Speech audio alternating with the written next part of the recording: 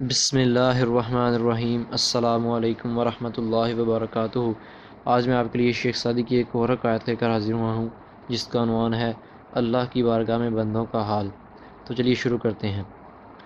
हज़रत शेख सादी इस हक़ायत में एक बादशाह का किस्सा बयान करते हैं कि इसने अपने मशीरों से कहा कि फ़लाँ शख्स की तनख्वाह दोगुनी कर दो, क्योंकि वो कभी शाही दरबार से गैर हाजिर नहीं हुआ और हर वक्त मेरे हुक्म का मुंतज़िर रहता है, जबकि बाकी तमाम लोग शाही दरबार में भी खेल तमाशों में मशगूल होते हैं और अपने फ़र्ज़ की अदायगी में कोताही बरतते हैं।